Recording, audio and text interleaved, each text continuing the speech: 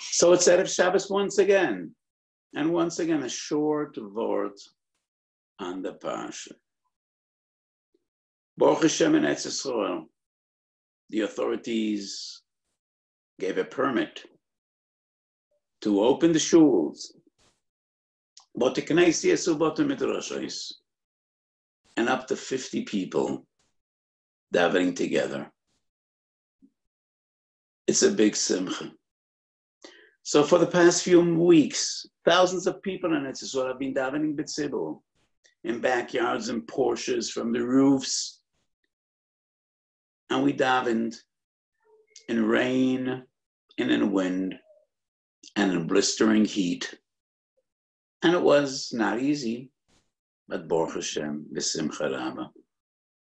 But we need our shuls. The Gemara says in Brachas Bava Medala Vein Tfilos Shalom Nishmas Elu Bebeis Medrash Bebeis HaKnesset Shenemar Shmoy El Rino Ve'el Tfilo B'Mokem Rino Sham Tehei Tfilo. And I know that so many thousands and tens of thousands of lovely Jews in Chutz La'aretz don't yet have that privilege, and they're still locked up in their homes. Kodesh Baruch Hu Yazor.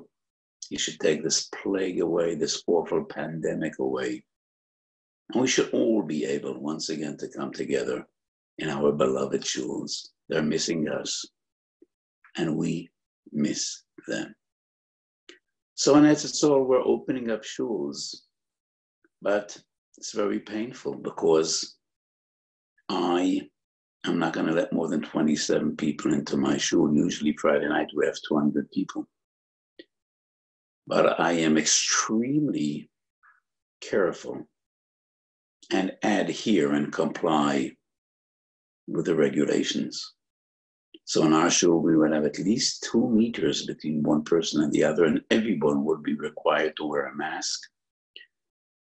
So it's painful to decide who comes in and who stays out. So I do suggest that people that have backyard minyanim, porch minyanim should continue, because only a fraction of us will be able to come together in our shuls.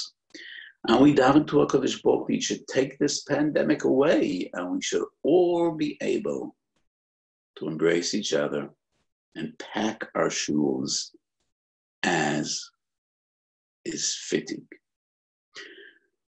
So this week we start Chumash Bamidbar. Chumash Vayikra is defined as Torah Sakoyanim, and all the halachas of Karbonos are in Chumash Vayikra. Chumash Bamidbar is more about Avodas Halaviyim, and especially Parshat Bamidbar. So what is the essence of Avodas Halaviyim, and with what is it different than Avodas Sakoyanim? Many times I explained every Jewish home is a Mikdash Ma'at. Soita Daf Yud Zayin. Ish ve'ishu shezachu shchina shruya beinayim. Could there be a Beis Hamikdash without Koyanim?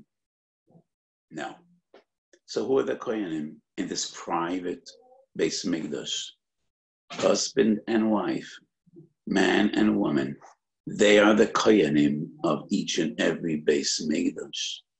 Each and every Mikdash Mat, each and every Jewish home. Because the essence of the Avodah and Beis Hamikdash, the essence of Avodas Koyanim is threefold.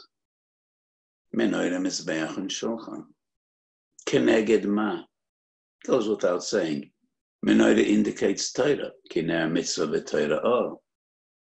While the Mizbeach is associated with Tefillah, with Avodah. Brachas Chavava Midbeis. Tefillah is Keneged Karbono is Tiknum. And what does the Shulchan symbolize? Gemilas Chasodim. That's a Gemara Botnitz Vochem and a Chagiga Chav Zayin. Shulchan Shalodam Mechaper Kemizbeach. And both Rashi and Tosfos explain Shulchan Shalodam is indicative of Echnos Esarchim and Gemilas Chasodim. So Avodas Kohanim essentially is Torah Avodah Gemilas Chasodim. What is Avodas Halaviyim? Shayarim and Mishoyrim. The Shayarim are the gatekeepers, Shoimrei HaMikdash, and the ones that open and close the gates. And then there were other Leviim, Mishoyrim, They're the ones to sing and to play music when the Kohanim were busy with the Korbanos Tzibur. Every Jewish home needs Shoyarim and Mishoyarim. Yes, we need gatekeepers to safeguard our homes. We need to build moats around the Jewish home. We always needed them, especially in these times when there are so many temptations and so many distractions, and our children are exposed to so many different things we would wish to keep away from them. So yes, we need Shoyarim. We need the gatekeepers to determine who comes in and who stays out. More important, what comes in and what stays out.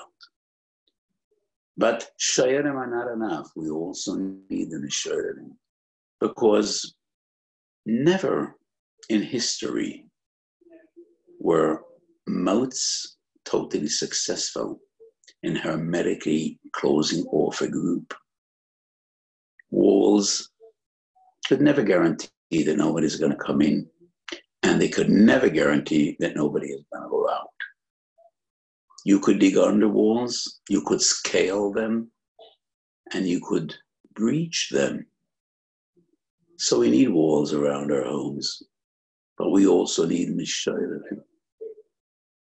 We need songs of happiness in our homes. And I always say the home of a Ventura should be the happiest home in the world. It should be a home full of joy and laughter and simcha. It is only when our children will be happy in our homes that we could be confident that they will not look for happiness elsewhere. So we need Mishoyarim. Yes, we need to watch over our homes.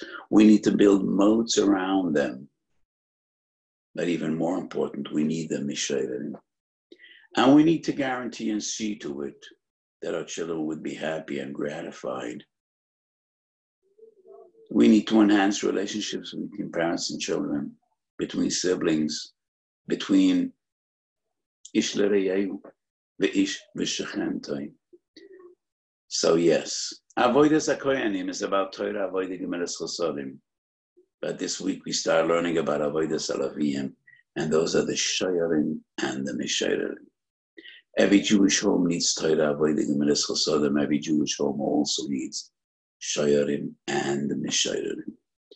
So let us all have a beautiful Shabbos, and I hope B'Korov in Eretz Yisrael and in Chutz La'aretz, in New York, New Jersey, California, Europe, London, France, everywhere in the world.